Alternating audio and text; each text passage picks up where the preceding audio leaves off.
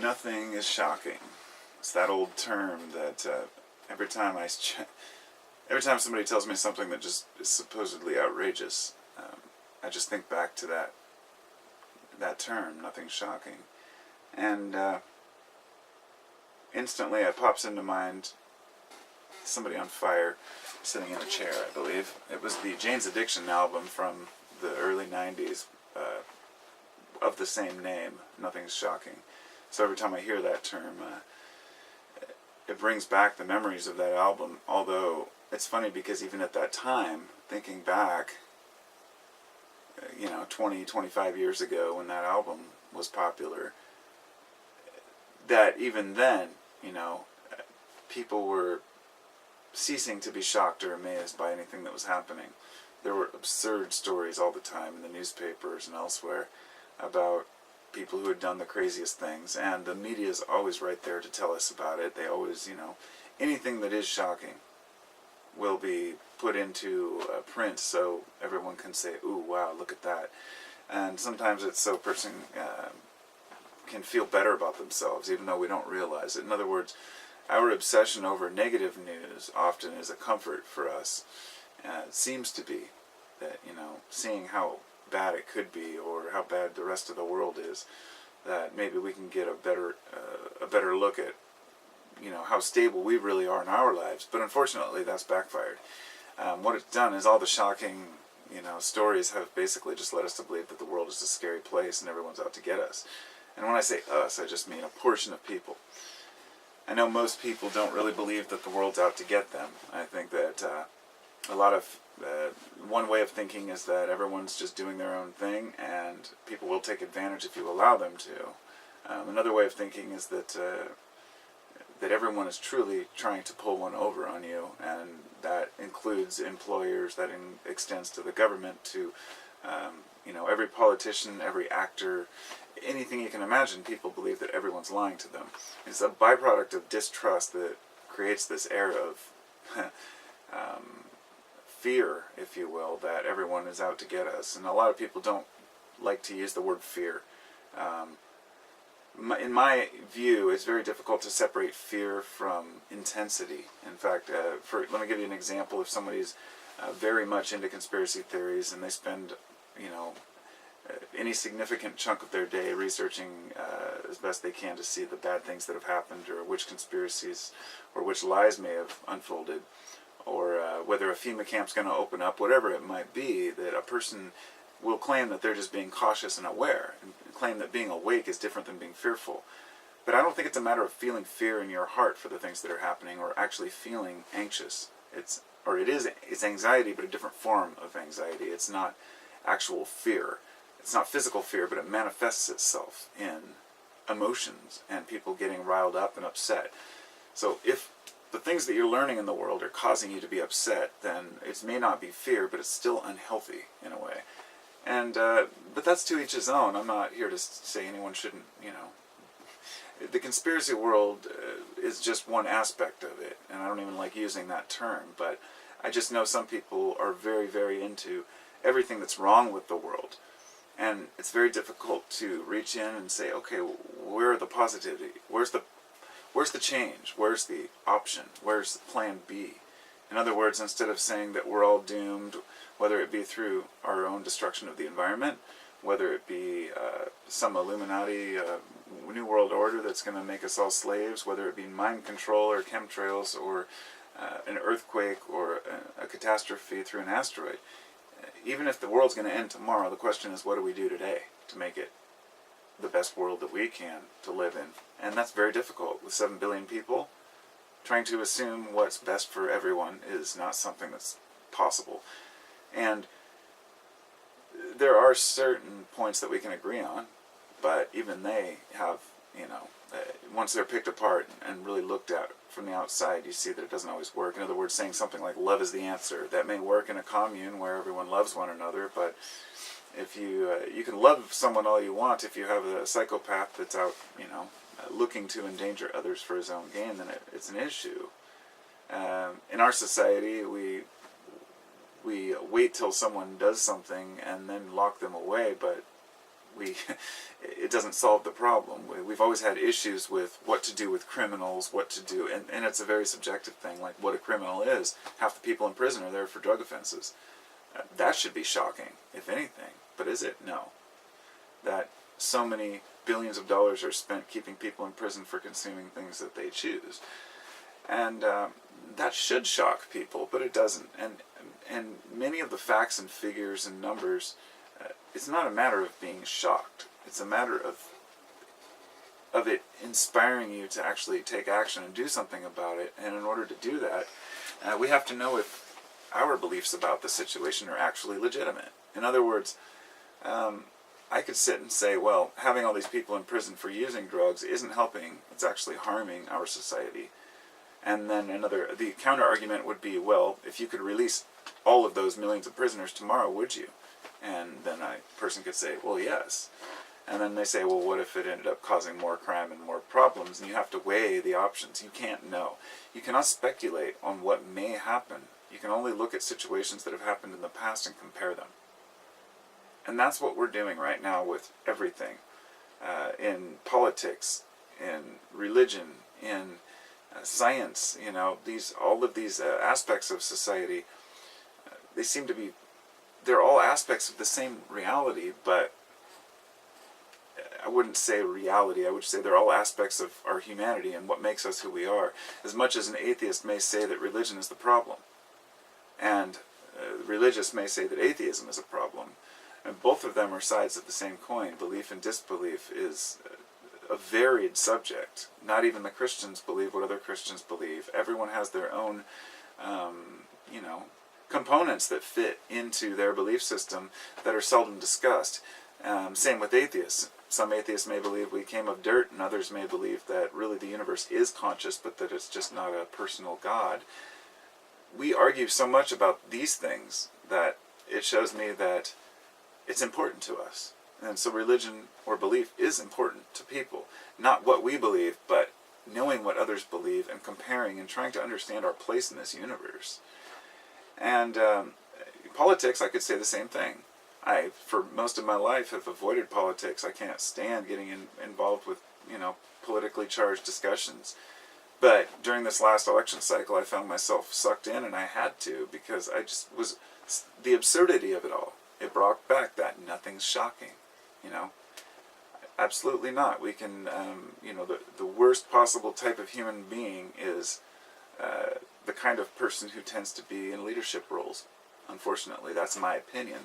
And a person, I should mention that it doesn't mean that there's a solution or I have a better way. That's my point. There isn't one. In order to want to be in charge, to want to take charge and have power over others, it's not for everyone. And I'm still not even sure whether, to what degree leaders should even exist. I mean, we've always had medicine men or tribal elders. People want somebody to look to. So if there aren't any leaders, someone else will make themselves a leader and convince others of, people like, for example, this Joel Osteen, this church guy. I heard the name like 3 times yesterday, and people were saying he didn't open his church to the flood victims of Harvey. And I said, why is that so shocking to people? And it's because people really believe that Joel Osteen is a Christian that's doing what he does for the people. But he's a businessman. He's a marketing genius, just like the rest of these guys. Tam, and if you remember Tammy Faye Baker and Jim, and so many of these other evangelists, they've all been caught lying, cheating, and spending exorbitant amounts of money on large houses and fancy cars. That's not Christian. That's not even religious, but it never was. It never was the point. What I'm getting at here is that he's taken a leadership role fulfilling an aspect that people want. They want somebody to tell them what's right and what's wrong. They want someone to preach at them. This is a problem, but it's not going to go away. And when we recognize this, that people want leadership, and this isn't everyone, there are a lot of guys out there watching this who may say, no, I don't want anybody telling me what to do. And let me tell you, I'm one of those guys. I'm right there fucking with you. I do not like people telling me what to do, but others do, whether they know it or not. And not all others, and I'm not separating and saying, oh, we're superior, other guys don't know better. There are leaders, there are followers, there are different degrees of this within, especially within men who tend to want to be independent and do their own thing, but find ourselves, within groupthink. One man can stand alone and say, I know what's right, of course. But unless you have other men around you, or men and women, and not being sexist here, but you know how guys are, unless you have other people around you backing you up, then you may be unsure about what you believe. But the minute that you have somebody to back you up and confirm it, then, this is the bias, confirmation bias. We can say this is the way the world should be, and have 10 people, one after another, say, that won't work, that won't work, that won't work, and just blow them all off until the last one just says, hey, that might work, and you say, haha, you're a smart guy. And we select and surround ourselves with people who have these similar interests. So I try to avoid that. I've tried to stay out of groupthink and tried to avoid joining groups. I don't really have any groups that I'm a member of or anything, because I always find that I disagree with people. And it's not about being stubborn or isolated. It's about really trying not to be biased and really not trying to fulfill my confirmation bias by hearing other people tell me what I would want to hear. I do like the outside view. I like to hear the exact opposite of what I believe to be true.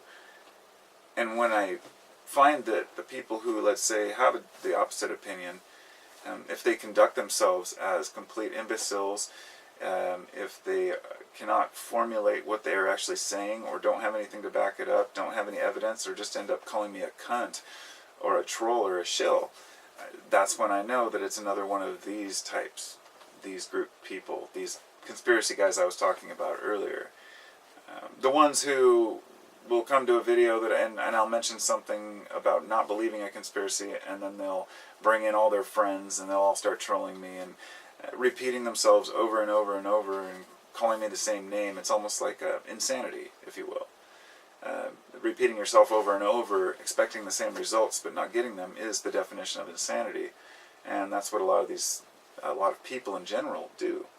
But at the same time, I'm glad that there are people out there trying to expose truths and lies and realities. So what I'm getting at here is that we need both sides. We need all sides.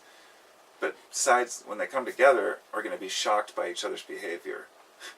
All of a sudden the liberals are the violent ones. It's when it was supposedly these, I don't even want to get into the politics of it, because I know people feel strongly about these things. I just find it absurd, because we can use confirmation bias to say, yes, liberals are violent, because at the G20 summit, these guys broke windows and these guys firebombed a car. Even though there's millions of people around the world marching for freedom and for, equality, the few who break away and cause destruction all of a sudden are the enemies.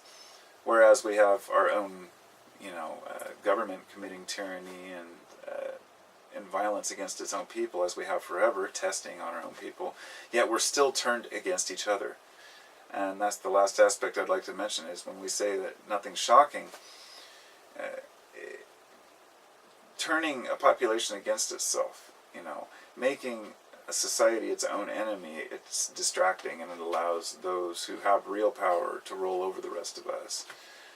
Not even the highest almighty priests in the churches are quite sure what they believe. I firmly believe that even if you've convinced yourself that your religion is the right one, there are moments of doubt laying in bed when a person will wake up and say, what if things aren't as I think? So, I can't say that everyone's that way. I'm sure that there are many different people and many different aspects of it, and some people are very convinced of what they believe and have convinced themselves that they know the truth, and that's so be it. But then there will be that conflict between people, and as the internet has allowed us to really expand and communicate, it's opened us up to seeing that there are some shocking things out there that people do. But I'm just really not surprised by anything anymore. I mean, nothing really is shocking anymore. And there was a time when I would say, oh my God, people really do this, but no, nothing really shocks me anymore. Maybe that's an unfortunate thing, but maybe it's something we can grow from. I guess we'll find out.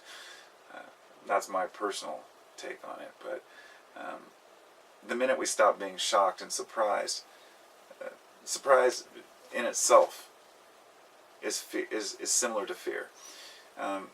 To put it simply, when a person is surprised or startled or scared, cortisol, I should say their body, your immune system will slow down. You kick into fight or flight, and your body goes into that fight or flight stage, even just for a moment. And we're so often in that stage that we don't even realize it. Being surprised somewhat shocks our system in itself. We have to be cool, calm, and collected when we look at things and say, wow, a person really did that,